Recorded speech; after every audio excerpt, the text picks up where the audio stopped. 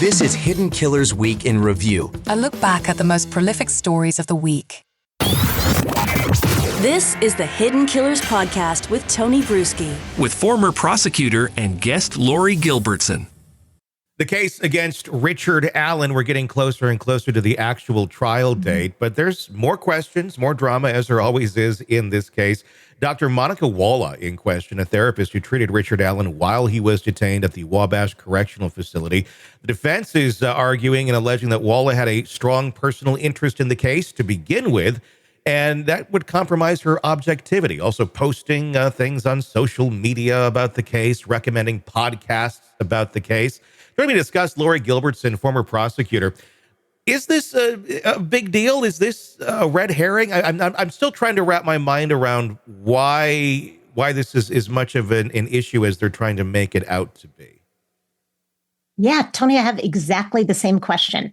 This is a therapist who, I guess, treated him once he had already been arrested and is already incarcerated for this crime awaiting trial.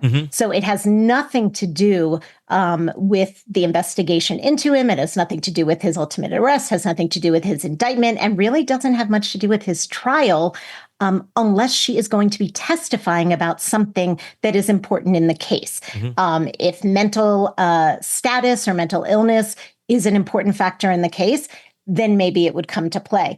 Other than that, all it's really showcasing is someone who was not using good professional or ethical judgment in her job and her role treating someone.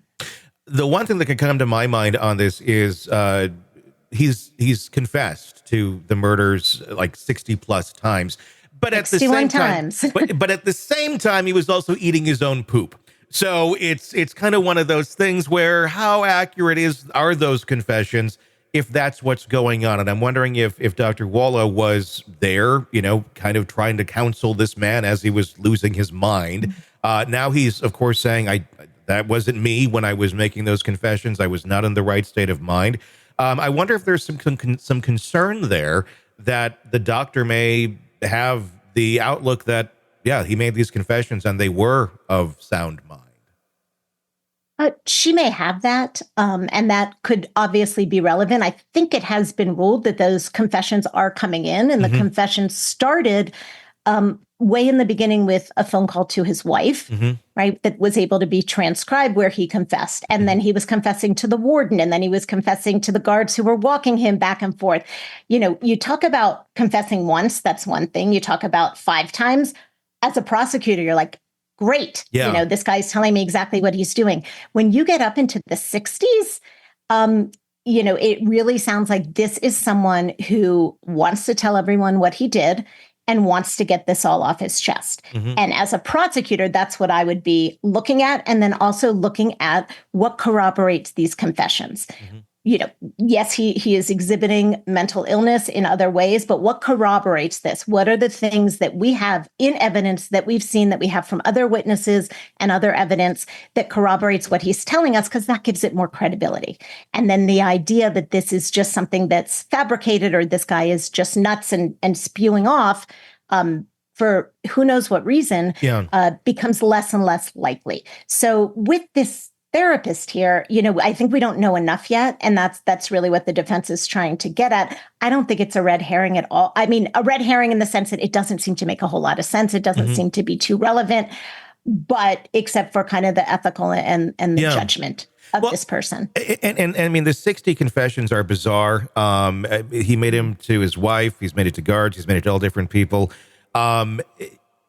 The fact that he was in solitary confinement immediately, he didn't go to the county jail. Now he's finally in a county jail after 2 years in solitary confinement, going from being the CVS employee and a father and a husband and living a fairly normal life to suddenly you're in that sort of situation. No criminal history whatsoever with this guy.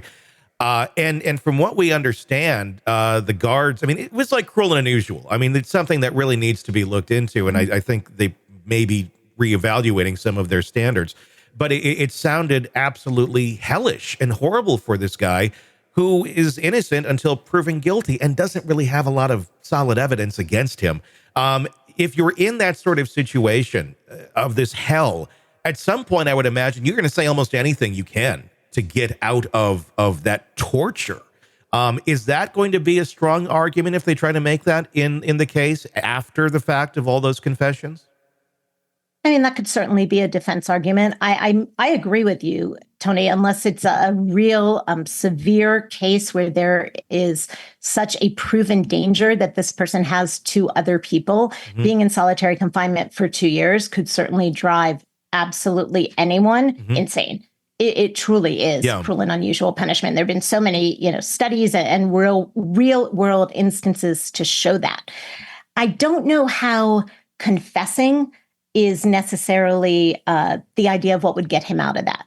So, that's something that the defense would have to put forward with some more evidence. And, and that is probably going to have to come from the defendant in this case. There's really not many people who could testify to that unless they're trying to use the therapist to testify to that.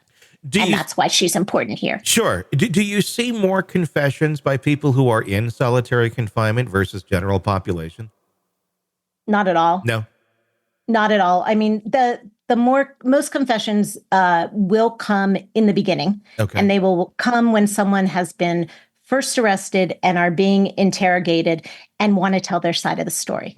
And they want to tell what happened, and everything is fresh, and they're in this situation and they just want to get it out. And often when people are what we would term a confession, they think that they are just telling their side of the story and that there may not necessarily even be any criminality to what they've done. They just want to get the information out. And then those things can often become confessions or be termed as confessions because we have the evidence to back up what they're doing, to corroborate what they're doing. An example of that would be someone who maybe is a getaway driver in a robbery. And they say, oh, well, I just drove my friends away. I didn't know what they were doing.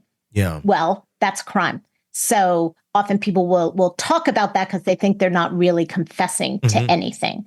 The other ways it comes in are the way it did in this case, where he made so many phone calls while he was in a state correctional facility. Those phone calls are taped and recorded. The people making the phone calls, the inmates know they are taped and recorded, and yet you will get so many confessions that way. Maybe something about talking to loved ones or just talking on the phone and they don't think about it. But I saw so many confessions and was able to use so much evidence that way because it's their own words, speaking voluntarily, even though it is from being incarcerated. And those often proved, incredibly helpful in cases. So I can see where the prosecutor is going using this, and I can see where the defense wants to put up the arguments you're mentioning. When you have those confessions out there, how difficult is it to backpedal on that and sway a jury the other way of, he was not in the right mind or he didn't mean it? Or is it like really sway your odds of being convicted once those things have been out there? Well, confessions are incredibly powerful because it's coming from the defendant's own mouth. They're telling you information that often law enforcement doesn't know, that no other witnesses know, and that can often go to their intent and their state of mind. So they are powerful things. We also have these powerful safeguards where the judge will have a hearing beforehand to make sure that confession is voluntary, that there wasn't any police activity that forced a confession at all, because there are forced confessions, unfortunately. So there will be that whole kind of hearing. By the time it goes in front of a jury, that has all happened. And so those kind of indicia of it being reliable have already happened. And so then it's very difficult, I think, as a defendant or defense attorney to argue against a confession.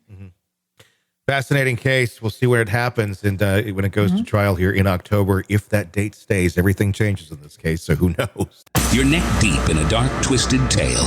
And just as the tension peaks, bam, a commercial about some miracle diet pill breaks the spell.